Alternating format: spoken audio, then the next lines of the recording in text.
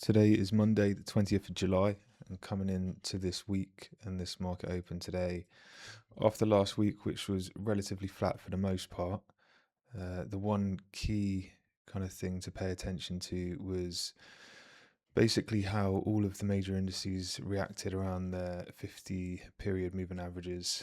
And starting off with the S&P, the the daily close was beneath the 50-day, which wasn't the first time throughout this kind of correction, but the fact that it's happened again kind of so soon, the fact that it's happening whilst the moving averages are starting to flatten out and converge is another sign to me that this is either going to continue for the time being, or actually it's just a moment of time, a matter of time before prices start to roll over and provide us with that kind of correction that the market's probably been needing, but also waiting for.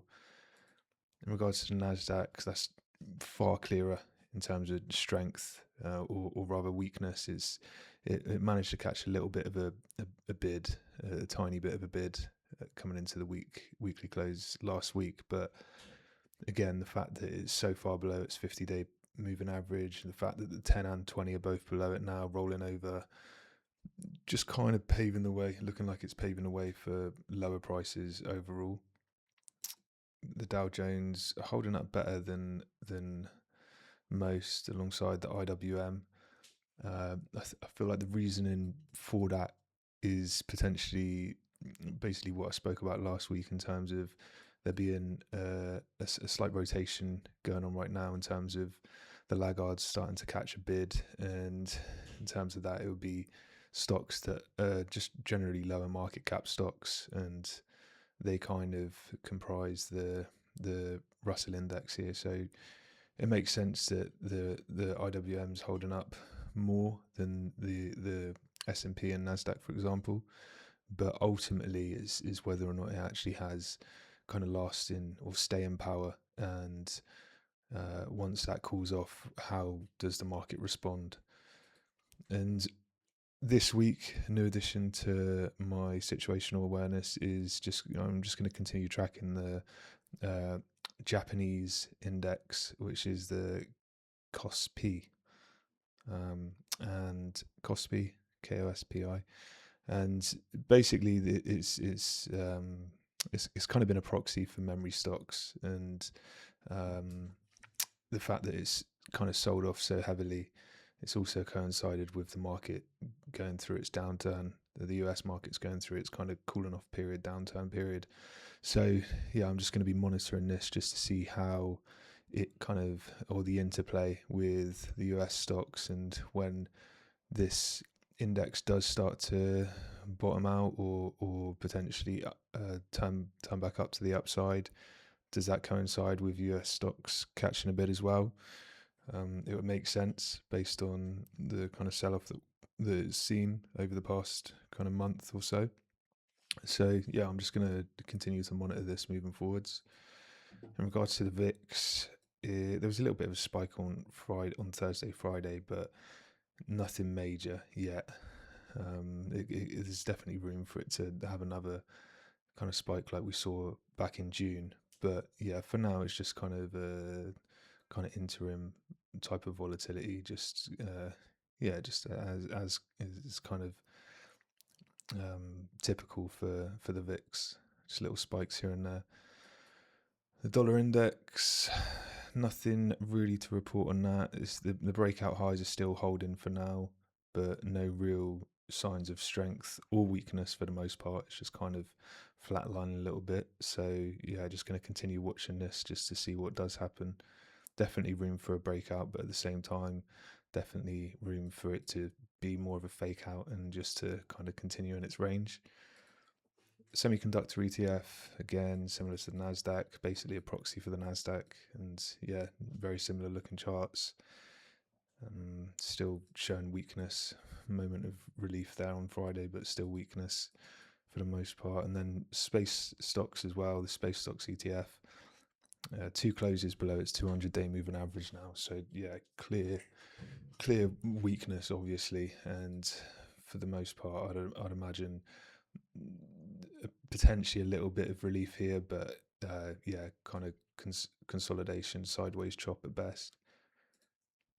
Healthcare had an attempt to push higher, but the fact that there's this massive wick on Friday and it rejected the 10-day as it's starting to slope down a little bit makes me think or feel that actually this is just going to kind of bleed out. This rally's going to bleed out and just going to continue to chop as well. Similarly for biotech, no real signs of strength really. There's clearly a better day, a better close for biotech compared to healthcare, but the fact that it's under and closed under the 20-day moving average is not the best sign. And energy stocks maintaining their recent rally that they've had since the escalation or re-escalation of Iran-US. The fact that Iran and US have, basically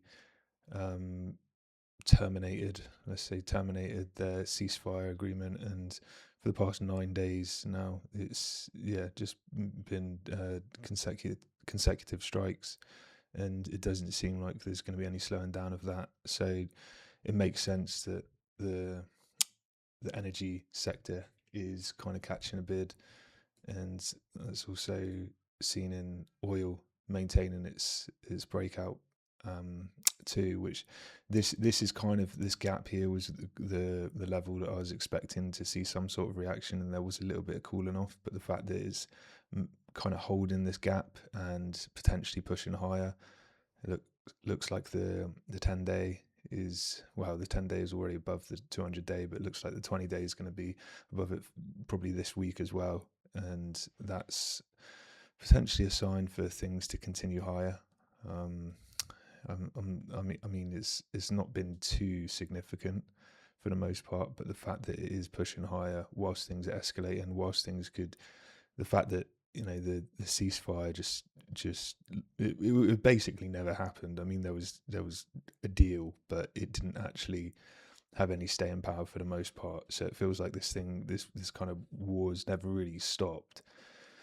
And maybe the market's going to start pricing that in, and actually oil will continue higher. But yeah, I think for now it makes sense just to remain cautious, remain kind of just reactive towards what the market is showing us. Bitcoin is holding this kind of level fairly well, and this is definitely starting to become more of a key level to break and hold above now, the 65k level. So the fact that things are kind of coiling up here, the 10-day and 20 days above the 50-day, is going to become, or is starting to become, a clear inflection point. So if price does break above this level, the 65k level, say more towards 66k, and can sustain a clear, or just put in just a clear strong breakout candle, it would kind of entice me back into Bitcoin here. Just the fact that it's been banging its head against this level for so long now, and it's had its time to consolidate from this sell-off that we had back in February. There was this relief here, a massive sell-off again from throughout May, but the fact there was 3 attempts to push lower, in terms of, this was the initial push again and again, kind of making me feel like it's maybe seen enough in terms of time consolidation, and actually some relief could come back into the market. I'm not counting on it, but if there are any signs of clear strength from throughout this level, the 65k level, I probably would look to get involved in some way. And then just going on to market breadth indicators, the number of stocks above 20-day moving average still hovering around the 50 mark, so the midpoint, so nothing really to read into that. The number of stocks making new monthly highs kind of in the midpoint as well, so not much to read on that. The number of stocks making 52-week highs did see there's a pretty big spike throughout last week, but it has retraced half of that move, so a sign that actually those laggards that I spoke about that did catch a bid it's not looking like that bid's being sustained, and that coinciding with the number of stocks making 52-week lows. No massive moves there, but the fact that it's kind of sustaining the moves that it did have is a sign that selling's still kind of in the market, and that is supported by Stockb's primary breadth indicators. As you can see here, there's been a lot of balance days in terms of the number of stocks making 4% moves both to the upside and downside. But at the same time, it's clear that when there are larger selling days or larger days for either side, the sellers are definitely in control, and they have been throughout the past 2 weeks. So clearly a kind of neutral market, but at the same time, clearly the bears are in control for now. And then just looking at bond yields aren't making much of a move, but at the same time they're still steadily trending higher. It's not an aggressive trend higher, but they are holding their lower time frame moving averages, so not out of the I don't know the word, but basically still potential for the market to go more into cash and go more risk off as opposed to risk on.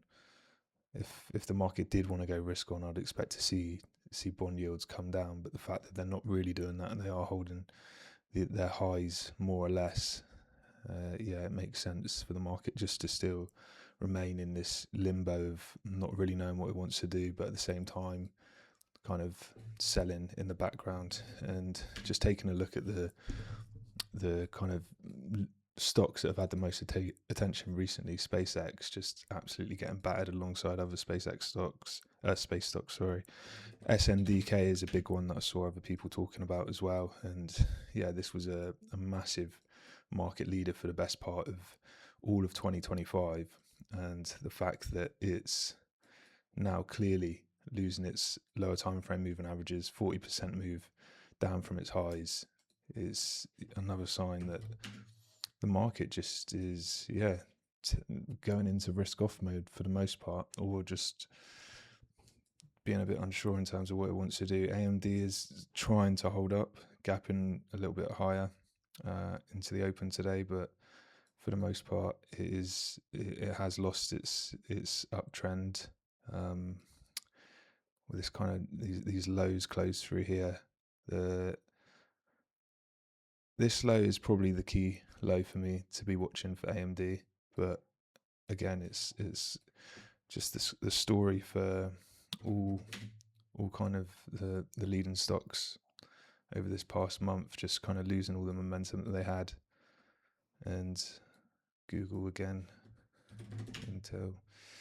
So basically all showing similar things. So coming into the market open today, I'm going to be neutral again. Just I'm not expecting much. I don't expect much upside. I don't expect much downside. But if I had to choose, it'd probably be more to the cautiously bearish side.